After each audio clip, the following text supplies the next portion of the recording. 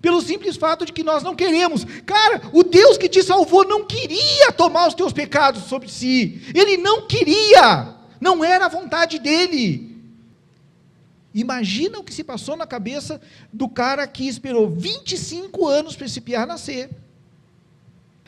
Amados, antes de nós entrarmos na palavra, eu quero fazer uma perguntinha para vocês.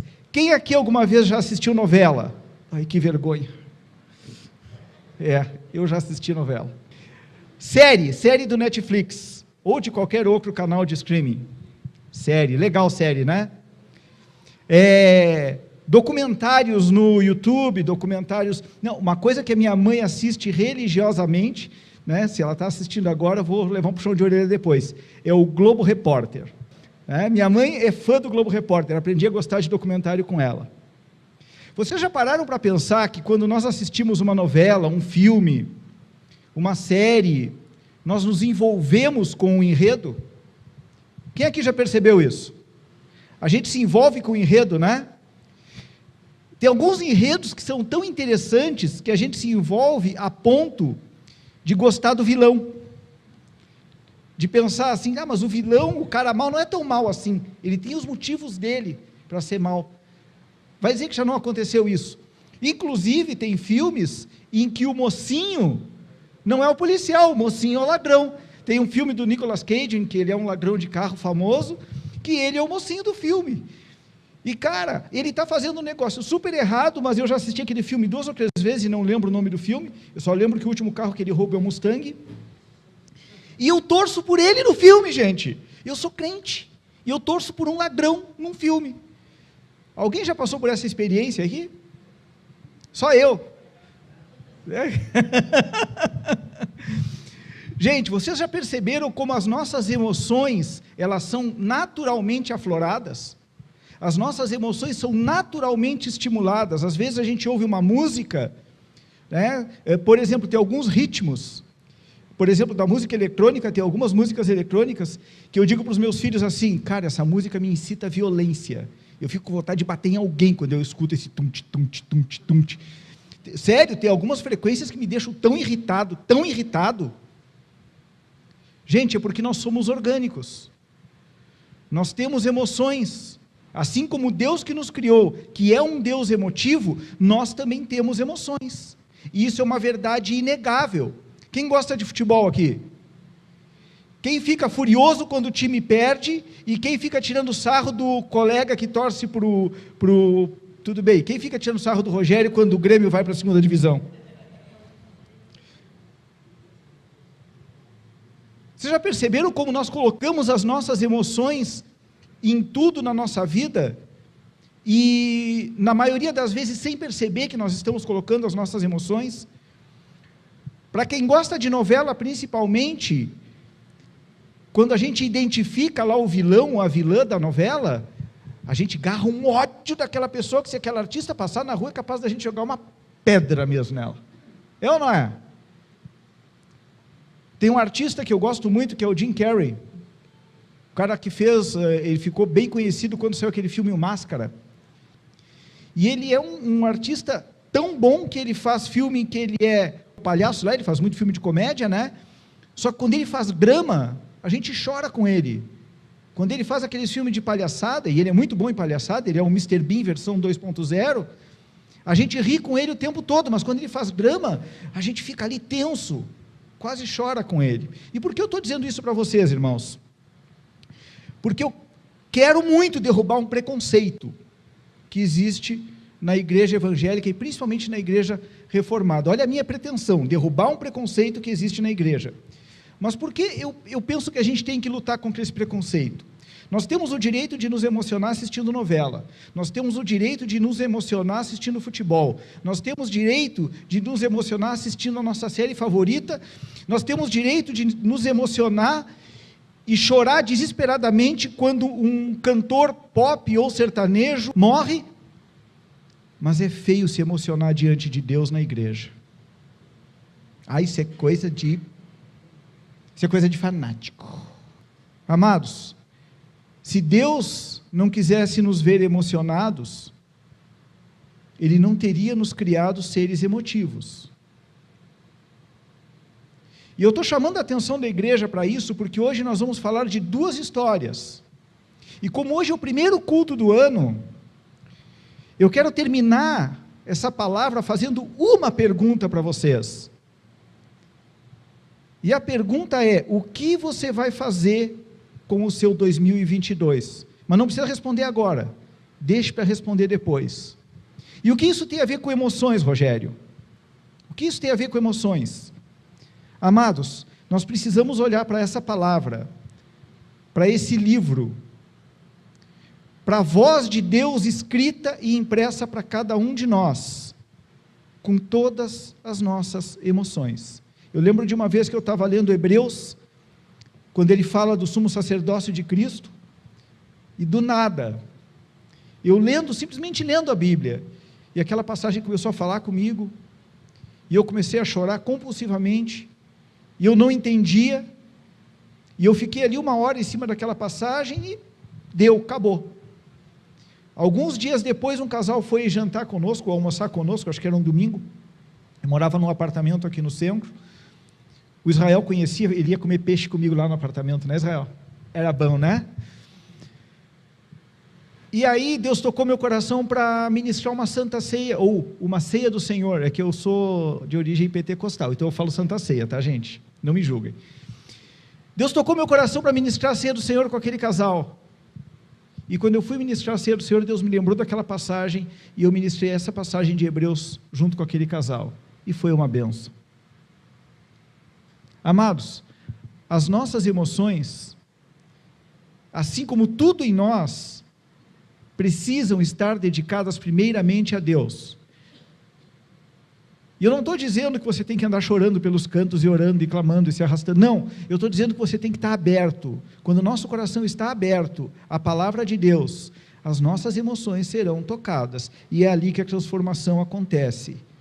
Gladstone acabou de dar um testemunho, ele chorou e achou que era o fim, e Deus falou com ele, Deus falou com a esposa dele, usou a Isaías, né? Usou a Lídia como Isaías, trouxe a confirmação da vitória dele, trouxe a confirmação da cura dele, e eles estão aqui testificando do Senhor. E a história que nós vamos ver hoje, as duas histórias que nós vamos ver hoje, são histórias pesadas, carregadas de emoção. E se eu contar essa história para você, e você não se colocar no lugar dos personagens, se você não pensar o que você faria no lugar de cada personagem, se você não se deixar envolver pela história, que é bíblica, não é uma história que o Rogério inventou, vai ser só mais um culto que você vai assistir. E quando eu fizer a pergunta no final, o que você vai fazer com o seu 2022, você não vai saber a resposta. Então eu te desafio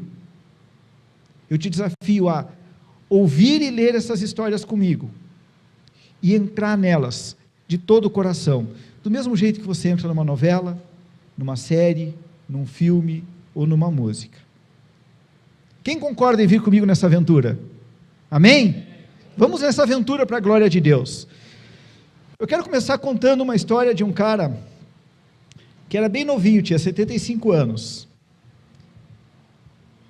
E esse cara foi chamado por Deus para largar tudo, pegar a família dele e ir para um lugar que Deus mostraria para ele.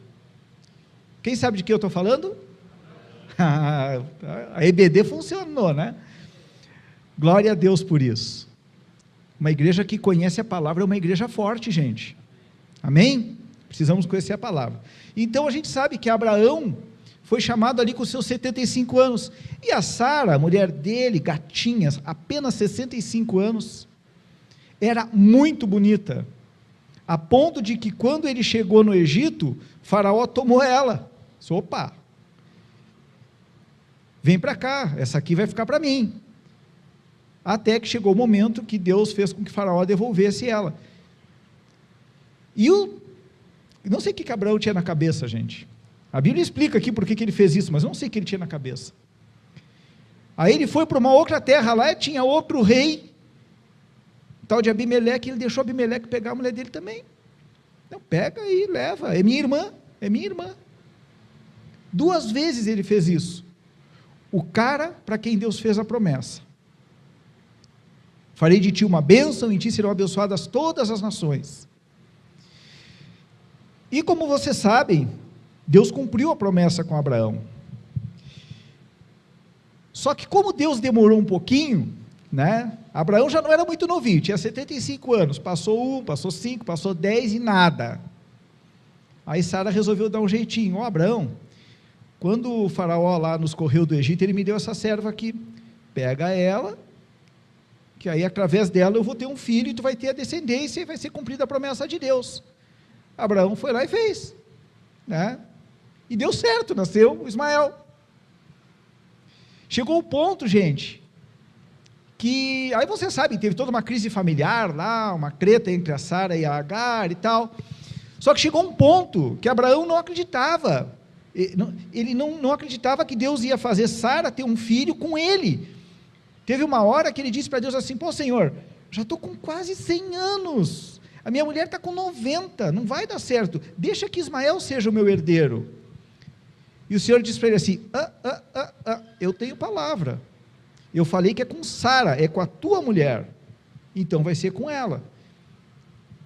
E aí eu fico imaginando os papos de Abraão com Deus, né? Gente, que maravilha, né? Deus chegava e dizia assim: Abraão, sai aqui da tua tenda, dá uma olhadinha para o céu, está vendo esse monte de estrela? Estou, Senhor. Conta aí. Não dá, Senhor. Pois é, assim vai ser a tua descendência. E o cara não tinha nenhum filho. O cara não tinha nenhum filho.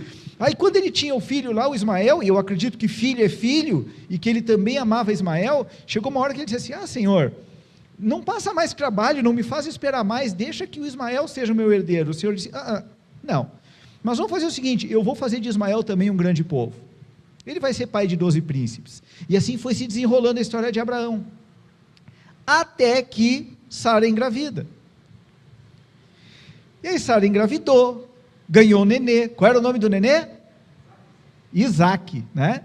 Sara ganhou o Isaac. Ao 8º dia, Abraão circuncidou Isaac, conforme a ordem de Deus. E aí tem um lance muito interessante que acontece. A treta lá entre a Sara e a Agar nunca terminou. Nunca terminou. Tanto que Sara, quando a Agar estava grávida, Sara maltratou ela tanto que ela fugiu. E aí o anjo mandou ela voltar. O Senhor mandou ela voltar através do anjo. E ela voltou.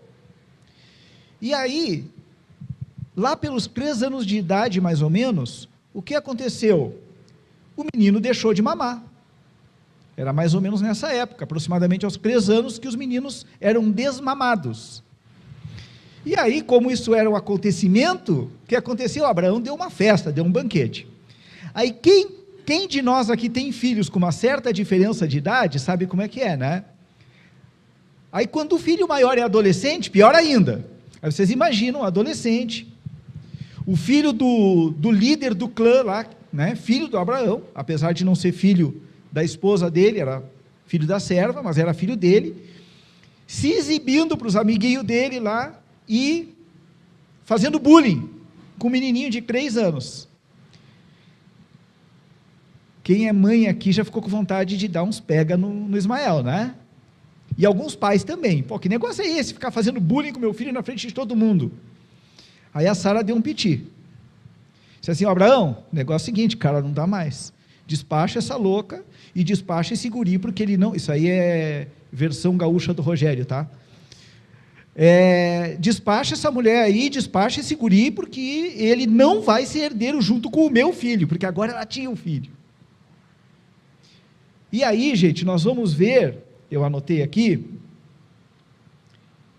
em Gênesis 21:11, que o Abraão ficou mal. Pensa num cara que ficou depressivo quando ele ouviu isso da mulher dele, que ele ia ter que mandar o filho dele embora. E naquela época, naquele lugar, mandar um filho embora, era muito provável que nunca mais veria esse filho. E aí Deus vem para Abraão e diz para ele de novo assim: Abraão, fica frio, meu filho, pode mandar embora que eu vou cuidar. Eu já te prometi que eu vou fazer do Ismael uma grande nação, e a tua descendência vai ser através de Isaac, teu filho único, teu filho com Sara. E aí Abraão, tudo bem, já que o Senhor mandou, vai. Aí no outro dia de manhã, Abraão se levanta de madrugada, prepara lá alguma coisa, se não me engano ele dá um ogre com água, né, uma vasilha com água para ela levar, e um pouco de pão, e ela sai para o deserto, e aí essa parte do filme nós vamos deixar para comentar em outro momento. Mas a gente sabe que o menino não morre, né, e que ele realmente vira também uma grande nação. Né? Depois a mãe dele casa ele com uma egípcia, né? Ela era egípcia também, então ela conseguiu uma mulher para ele lá no Egito e casou ele. Até aí está indo tudo bem, tudo maravilhoso. Agora abre a tua Bíblia comigo em Gênesis 22. Que agora, se o negócio já estava ruim, se já tinha treta de família, se já tinha filho sendo mandado embora, se Abraão já tinha passado, ele estava nessas alturas da vida com talvez 103, 104 anos, Abraão já tinha passado tudo o que tinha passado, esperando a promessa, e agora ele tinha a promessa. E aí passaram-se mais alguns anos, porque quando isso aconteceu, eu não sei a idade que Isaac tinha, mas não era 3 anos. E por que eu sei que não era 3 anos? Depois nós vamos entender. Depois dessas coisas, Deus pôs Abraão à prova e lhe disse: Abraão, este lhe respondeu: eis-me aqui. Acrescentou Deus: toma teu filho. Olha como Deus mexeu nas emoções de Abraão. Toma teu filho, teu único filho, Isaque. Por que ele foi tão específico? Talvez Abraão já tinha outros filhos com outras concubinas, eu não sei, mas Deus disse: toma o teu filho, o teu único filho, Isaque, a quem tu amas. E gente, Abraão não era que nem nós, que diz que ama até os cachorrinhos.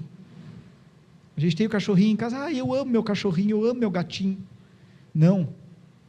Amor naquela época era muito mais próximo do que é o verdadeiro amor, o amor de Deus, do que é hoje na nossa boca. Nós somos fúteis ao falar de amor.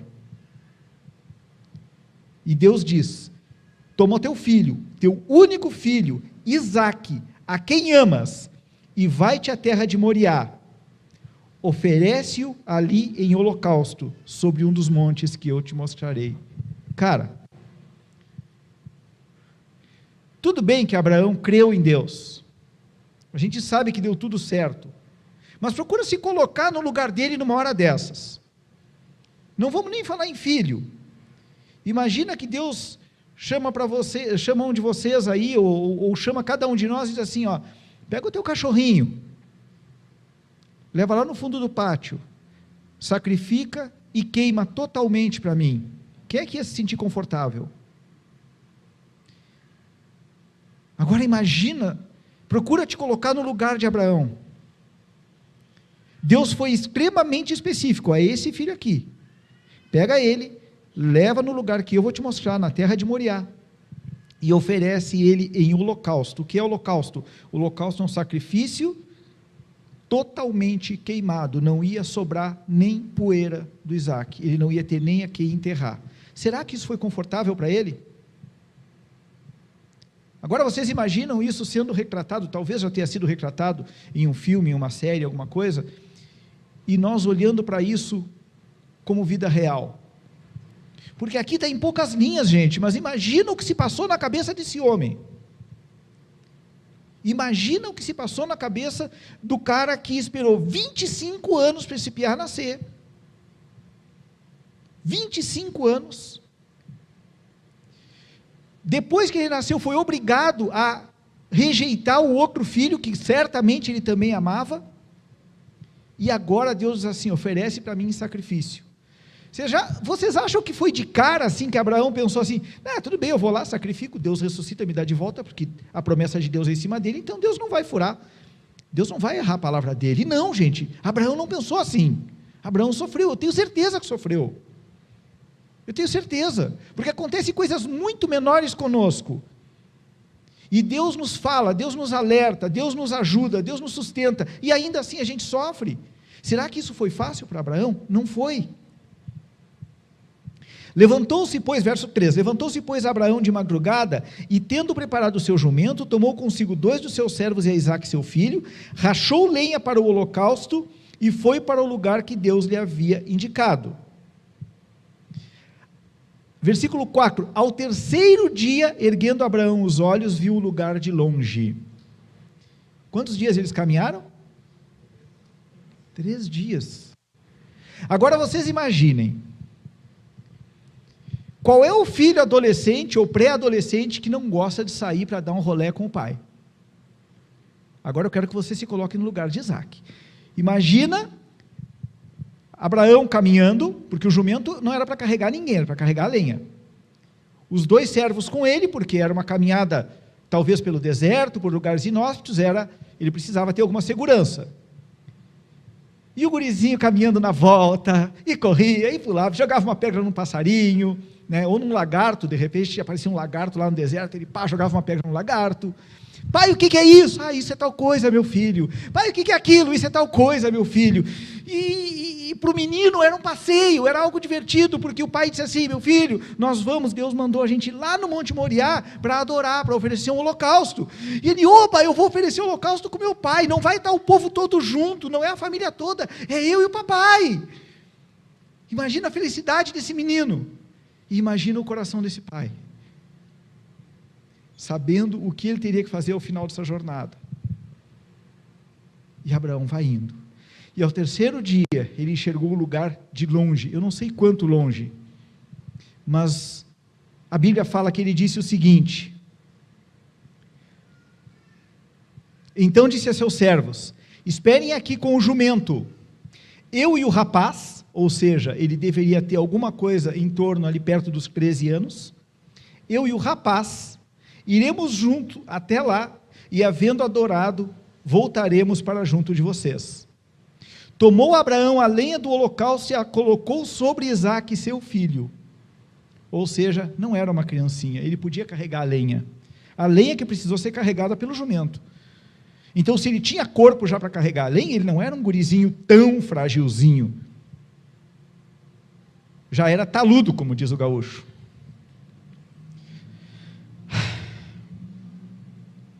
Tomou Abraão a lenha do holocausto e a colocou sobre Isaque, seu filho. Ele, porém, levava nas mãos o fogo e o cutelo. Assim caminhavam ambos juntos. Ambos juntos. Verso 7. Quando Isaque disse a Abraão, seu pai: meu pai, eis-me aqui, meu filho. Perguntou-lhe Isaque: eis o fogo e a lenha, mas onde está o cordeiro para o holocausto? Onde está o cordeiro para o holocausto? Imagina aquele homem olhando nos olhos do filho, carregando a lenha. A ordem que ele tinha do Senhor é: vai e oferece em holocausto, mata e queima até o final. Era isso que Abraão sabia. Ele não sabia o que ia acontecer. É claro que ele estava indo por fé, é claro que ele estava indo por obediência, é claro que ele confiava na promessa. Mas vocês acham que, se ele tivesse plenamente seguro, se ele soubesse o que ia acontecer, ele teria dito isso para o menino? Não, ele teria dito: meu filho, o negócio é o seguinte, nós vamos chegar lá, eu vou te amarrar, vou te botar em cima da lenha, e eu vou levantar a faca para te matar, mas fica frio, porque na hora que eu levantar a faca, o anjo vai gritar lá: ô Abraão, para. Não, ele não sabia o que ia acontecer, mas ele foi.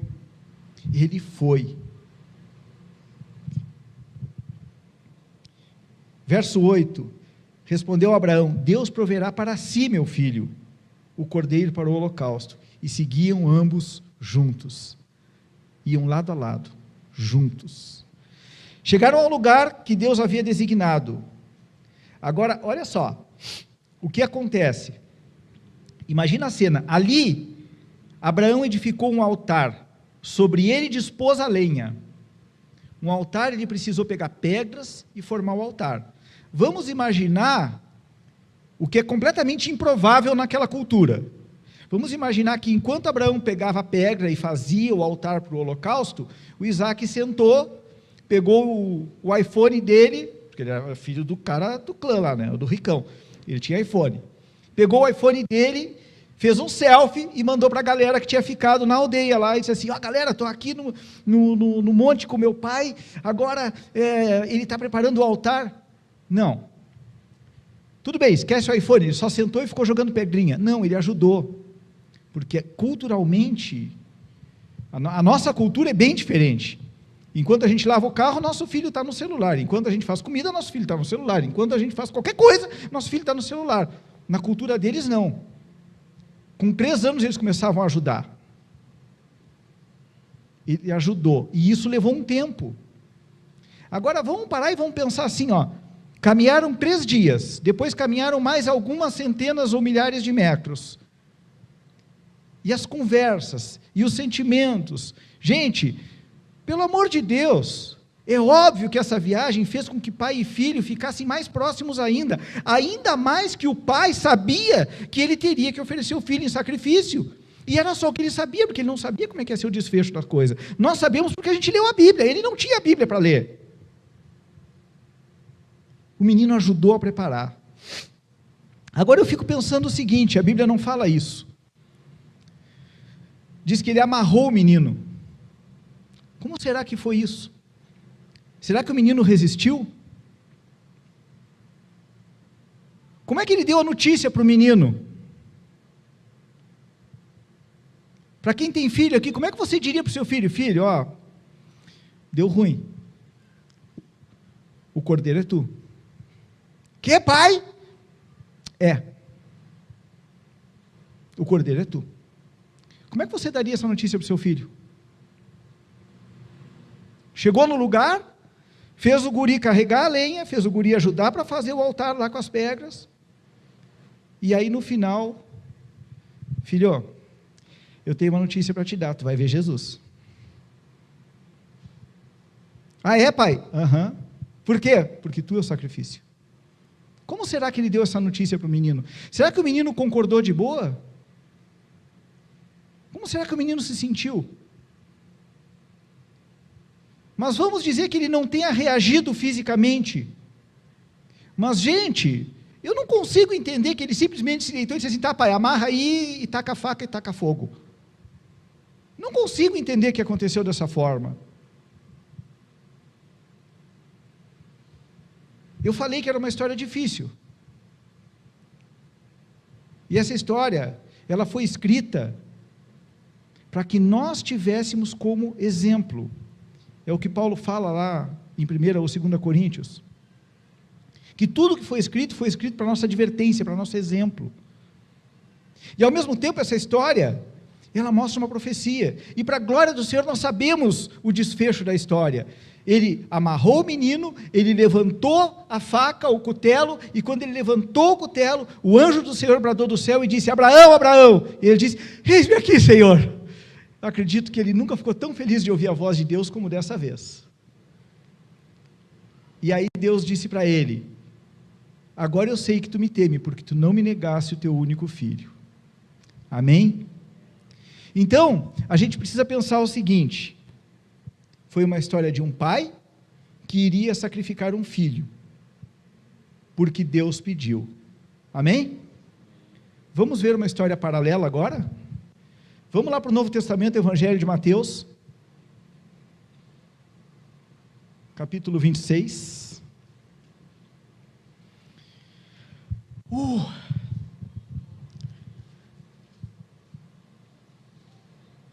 Mateus 26, 36.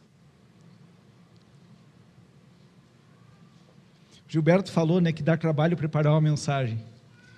O bom de preparar uma mensagem é que a gente faz o esboço e não precisa usar, né, Gilberto? Deus é bom, Deus é maravilhoso.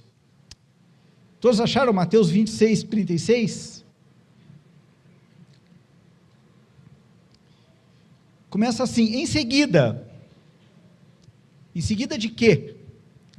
Vamos só contextualizar o que estava acontecendo ali com Jesus e os discípulos. Jesus tinha acabado de participar da ceia com os discípulos, e depois de participar da ceia, Jesus alertou Pedro, que ele negaria Jesus. Pedro disse, não, eu sou gaúchão macho aqui, eu vou contigo até o fim, se tiver que morrer contigo, eu morro. E todos os outros disseram o mesmo. Aí Jesus cita uma profecia lá de Zacarias, eu acho, não anotei, que diz: ferirão o pastor e as ovelhas se dispersarão. Jesus cita essa profecia. E se Jesus cita a profecia vai se cumprir. A gente sabe tudo o que aconteceu com Pedro, a gente sabe que todo mundo bateu em retirada mesmo quando os soldados chegaram, ou seja, Jesus estava certo. Jesus estava certo. Então, em seguida dessas coisas, foi Jesus com eles a um lugar chamado Getsêmani, e disse a seus discípulos: sentem aqui enquanto eu vou ali orar. Tem uma versão que diz que ele foi a um tiro de pedra, isso dá em torno aí entre 20 a 50 metros mais ou menos. Então, ele pediu que eles ficassem ali e ele foi orar. Então, vou ler corrido aqui. Em seguida foi Jesus com eles a um lugar chamado Getsêmani e disse a seus discípulos: sentem-se aqui enquanto eu vou ali orar. E levando consigo a Pedro e aos 2 filhos de Zebedeu, começou a entristecer-se e a angustiar-se. E então lhes disse, eu li numa versão essa semana, não lembro qual é, que diz assim: Jesus confessou a eles, Jesus desabafou. Jesus disse assim: a minha alma está profundamente triste até a morte, fiquem aqui e vigiem comigo. Tá? Vamos voltar um pouquinho aqui. Cadê? Essa eu anotei aqui. Vamos voltar aqui um pouquinho nos versos 31 e 32. Esta noite, Jesus disse, esta noite todos vocês se escandalizarão comigo, porque está escrito: ferirei o pastor e as ovelhas do rebanho ficarão dispersas. Mas depois da minha ressurreição, irei adiante de vós para a Galileia. Ou seja, diferente de Isaac, que não sabia para onde estava indo, Jesus sabia. Diferente de Isaac, que além de não ter consciência de onde estava indo e para que estava indo, também não tinha como se livrar daquela situação, Jesus tinha. Amém? Afinal, ele disse para o próprio Pedro, quando Pedro tacou a faca lá na orelha do soldado, ele disse para Pedro assim: para, será que se eu pedisse para o meu pai, ele não mandaria 12 legiões de anjos para me livrar? Ou seja, Jesus tinha plena consciência de que ele tinha em si o poder e a autoridade para solicitar o livramento e ser livre, bem diferente de Isaac. Se ele anunciou aqui que ele ressuscitaria e iria para a Galileia, ele sabia, quem está vivo não pode ressuscitar, e eu estou vivo, então se eu estou vivo e eu vou ressuscitar, eu primeiro vou ter que morrer, e ele sabia o tipo de morte pela qual ele ia passar. E pior do que isso, irmãos, ele sabia o motivo pelo qual ele ia passar por aquela morte. E por isso que eu digo que as nossas emoções têm que estar entregues a Deus, porque o motivo pelo qual Jesus passou por aquela morte, está aqui em cima, segurando o microfone, está aí sentado, olhando para mim, está aí em casa, está aí no YouTube, ouvindo essa mensagem. Eu fui o motivo, você foi o motivo, nós pecadores fomos o motivo. E aí Jesus começa a se aproximar do altar do holocausto dele, do altar do sacrifício dele, e a sua alma começa a se angustiar, entrar numa tristeza, numa depressão, num sentimento profundo, em que ele pensa, inclusive, será que não tem um plano B? Olha o que diz aqui, gente. E levando consigo a Pedro e os 2 filhos de Zebedeu, começou a entristecer-se e angustiar-se. Então ele lhes disse: a minha alma está profundamente triste até a morte. Fiquem aqui e vigiem comigo. Adiantando-se um pouco, prostrou-se sobre o seu rosto, orando e dizendo... Deixa eu fazer uma pausa aqui. Outra coisa que parece que ficou feio em igreja, é orar prostrado, é feio, é coisa de religioso, é coisa de fanático. Jesus se prostrava para orar. Paulo, quando dizia, me ponho de joelhos e oro, e nós, muitas vezes, achamos que, é religiosidade, orar de joelho. Desculpa, mas isso veio agora. Adiantando-se um pouco, prostrou-se sobre o seu rosto, orando e dizendo: meu pai. As mesmas palavras de Isaac. Só que ele diz assim: meu pai, se possível, passe de mim esse cálice. Todavia, não seja como eu quero, e sim como tu queres. Amados, a gente precisa entender que cálice não é aquela taça que nós usamos para usar vinho, para beber vinho, quem bebe vinho. Cálice aqui tem uma simbologia, é julgamento, é condenação. Há muitos anos atrás, eu baixei um jogo chamado César, e nesse jogo tinha uma cena, gente, mas muitos anos mesmo, nesse jogo tinha uma cena que o imperador, quando ele virava o cálice e derramava o vinho, é porque o cara estava condenado e ele seria morto. E aí tinha uma cena que ele não só virava o cálice, ele jogava o cálice na parede. Ou seja, era uma condenação mais forte ainda. É desse tipo de cálice que Jesus está falando. Agora, por que ele está dizendo assim: se for possível, passe de mim esse cálice? Porque ele seria condenado pelo meu pecado, pelo teu pecado, porque ele era o cordeiro sem defeito, o cordeiro sem mácula, o cordeiro perfeito. Ele não tinha pecado. Em várias passagens a Bíblia nos garante que Jesus foi o perfeito do início ao fim, ele não pecou, mas ele precisou enfrentar o cálice da ira de Deus por minha causa e por tua causa. Foi isso que ele fez. Entende por que a alma dele estava entristecida até a morte?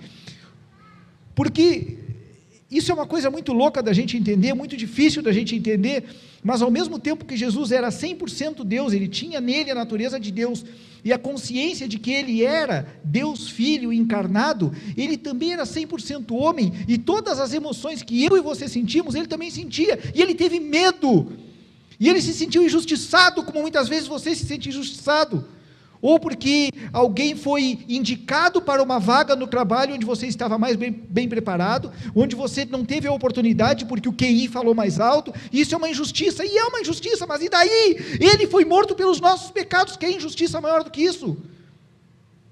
Era o homem Jesus, o coração do homem Jesus ali sangrando e dizendo: pai, não dá para passar esse cálice de mim. Ele não estava preocupado com o tipo de morte, ele não estava preocupado com a morte em si, porque ele sabia que ia ser ressuscitado. Ele disse: quando eu ressuscitar, eu vou na frente de vocês para Galileia. Sabe o que estava doendo nele? O que estava doendo nele era o peso do meu pecado em cima dele. O que estava doendo nele, o que estava entristecendo ele, é que ele já estava sentindo que o peso do pecado da humanidade estava sendo colocado sobre os ombros dele, e ele que nunca pecou, ele que nunca teve comunhão com o pecado, ele que é o próprio Deus da glória, estava se vendo revestido do pecado. E aí ele diz, como Isaac: meu pai, se possível, passa de mim esse cálice, mas seja feita a tua vontade. Meu pai. Verso 40, aleluias. E voltando para os discípulos, achou-os dormindo, e disse a Pedro: então, nem uma hora pudesse vigiar comigo? Vigiem e orem, para que não entreis em tentação. O espírito, na verdade, está pronto, mas a carne é fraca.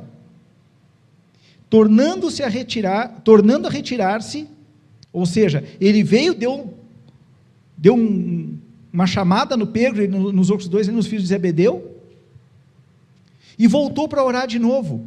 E olha o que ele disse, de novo: meu pai, se não é possível passar de mim esse cálice sem que eu o beba, faça-se a tua vontade. Vocês percebem que há um confronto de vontades, há um antagonismo de vontades. Jesus não quer passar por aquilo.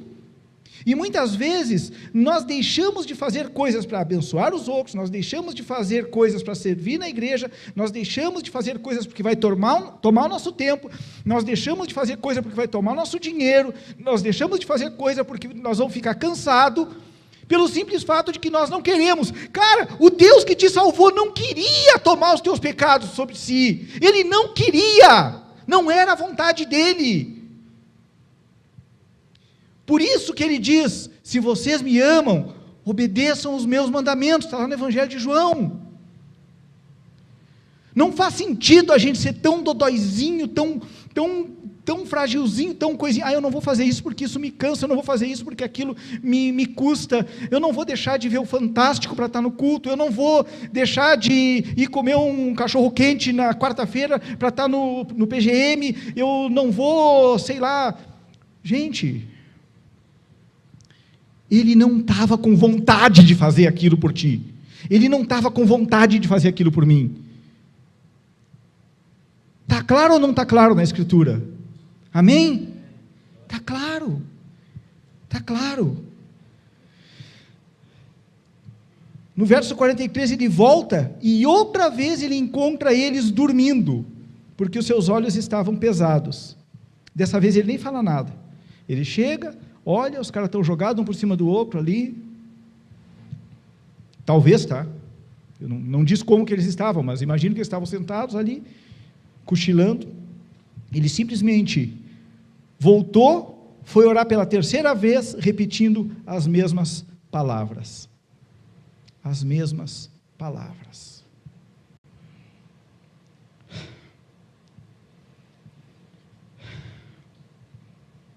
Então, no verso 45, então voltou para os discípulos e lhes disse: vocês ainda dormem e repousam? Eis que é chegada a hora, e o Filho do Homem está sendo entregue nas mãos de pecadores. Levantem-se e vamos, eis que o traidor se aproxima.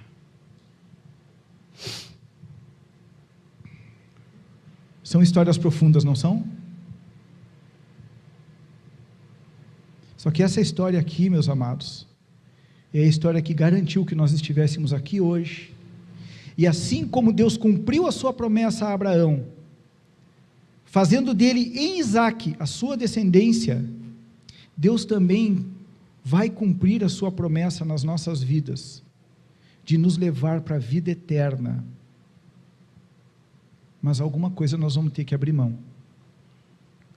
A Bíblia diz que quando Jesus estava prestes a expirar, ele bradou da cruz: Elohim, Elohim, lama sabachthani, que quer dizer: Deus meu, por que me abandonaste? Imaginem o Deus Filho, que não foi criado, que não foi gerado, que era Deus desde o princípio. O Evangelho de João diz: no princípio o verbo estava com Deus e o verbo era Deus. Imaginem o homem Jesus puro, imaculado, sem pecado, bradando essas palavras, porque Deus não pôde estar em comunhão com Ele, porque Deus não tem comunhão com o pecado, e naquele momento, os pecados meus, os pecados de vocês, estavam sobre Ele, e é por isso que a alma dele estava angustiada até a morte. É por isso que Lucas narra dizendo que o seu suor era como que gotas de sangue. Porque enquanto ele orava e dizia essas palavras: meu Pai, se for possível, afasta de mim esse cálice, ele orava com uma profundidade, com uma entrega, disposto, 100% disposto a obedecer, mas com muita vontade de que Deus tivesse um plano B. E ele não estava com medo da morte, o que ele não queria era viver a eternidade sem Deus. E como Jesus é eterno, no momento em que ele expirou, no momento em que ele bradou: está consumado, naquele momento, ele experimentou a morte. E o que é a morte? É a ausência total de Deus. E ele é eterno, e de eternidade a eternidade ele é Deus, aleluia. E de eternidade a eternidade ele esteve com Deus, Ele orou no Evangelho de João dizendo: Pai, assim como eu e tu somos um, que eles sejam um conosco. Amados, ele rompeu, ele foi afastado de Deus, ele experimentou isso. Agora, se nós não tivermos noção de que se nós não obedecermos os seus mandamentos, de que se nós não nos rendermos a Ele, nós não vamos experimentar a eternidade sem Deus e voltar para ter uma segunda chance, porque nós merecemos o inferno. Nós merecemos. Nós fazemos tudo para merecer. A gente entra na fila 2, 10, 15 vezes para merecer o inferno. Jesus não. Se nós não aprendermos com a dor de Jesus, se nós não aprendermos com a dor de Jesus, ao saber que ele seria privado da presença de Deus, mesmo sabendo que ele voltaria à presença de Deus após ressurreto, se nós não aprendermos com isso, irmãos, o que nós vamos fazer do nosso 2022? É o primeiro culto do ano, é a primeira palavra do ano, é a primeira palavra que eu ouço, é a primeira palavra que eu prego, talvez para a maioria seja a primeira palavra que ouve nesse ano. A pergunta é essa: o que você vai fazer do seu 2022? O quanto você está disposto, o quanto você está disposta a se entregar verdadeiramente para Cristo?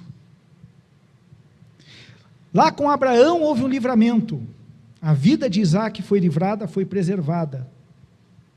Com Cristo, ele morreu para que houvesse um livramento, para que a minha vida e a sua vida fosse preservada, porque Deus amou o mundo de tal maneira, que entregou o seu Filho único, para que todo aquele que nele crê, não morra, mas tenha vida eterna. Amados, o Evangelho é pela graça, mas não é de graça. O Evangelho exige de nós entrega, o Evangelho exige de nós obediência, exige de nós comportamento, sim, exige de nós rendição. A igreja não é um clube social onde a gente vem, se alegra com os amigos, ouve músicas legais, come uma coisa legal na cantina, depois vai para casa e a vida segue. Não, isso aí a gente faz no CTG, faz no clube lá, sei lá que clube. A igreja é o lugar onde nós nos reunimos para adorar o Deus vivo, que é eterno, e que entregou o seu único Filho. Ele não teve alguém acima dele para dizer: segura a cruz, não mata. Não, ele matou. Ele matou, por minha causa e por tua causa. Agora eu pergunto, o que nós vamos fazer do nosso 2022? Quantas horas de WhatsApp, de TikTok, de YouTube, de Netflix, nós vamos sacrificar, oferecer em holocausto, para ter tempo com Deus na nossa casa, para ter tempo de oração, para ter tempo de conhecer a palavra viva, que, como nós vimos no início desse culto, foi o que livrou a vida do nosso irmão para a glória do Senhor, e hoje ele está aqui. Amados, com Deus não se brinca, a palavra diz: de Deus não se zomba, aquilo que o homem plantar ele também colherá. O Evangelho não é uma brincadeira, o corpo de Cristo, a igreja, não é uma brincadeira, você não é uma brincadeira. Deus te levou a sério, a ponto de entregar o seu filho por ti. O que nós vamos fazer do nosso 2022? Queria convidar o grupo de louvor para vir à frente, tocar aquele segundo louvor, por tudo que tem feito, por tudo que vai fazer. Amados, Deus vem desde a fundação do mundo, desde antes da fundação do mundo, preparando essas coisas para nós. É tudo que Ele tem feito. E o que mais Ele vai fazer? O que mais está escrito aqui que Ele vai fazer? Ele está preparando um lugar para nós. Vamos nos colocar de pé. Eu sei que é uma palavra para reflexão. Eu sei que é uma palavra para que a gente pense em como a gente tem usado o nosso tempo. Eu sei que é uma palavra para que a gente mude, para que a gente diga para Deus: Senhor, a minha vontade não é orar, a minha vontade não é ler a palavra, a minha vontade não é ajudar na igreja, a minha vontade não é ser dizimista, mas seja feita a tua vontade. E aí, irmão, vai comer isso aqui, para conhecer a vontade de Deus. Porque diferente de Abraão, duvido muito que Deus venha e diga para você: Gilberto, quero que tu ofertes o teu salário todo este mês. Valdite, meu filho, quero que tu entregues o teu carro na obra de Deus. Não, isso ele teria feito com Abraão. Conosco está aqui. Abraão não tinha isso aqui, nós temos. Ai, pastor, eu quero conhecer a vontade de Deus, o que eu faço? Lê a Bíblia. Ora, vitamina B.O., Bíblia e oração. Amém? Vamos louvar o Senhor e depois vamos orar para encerrar?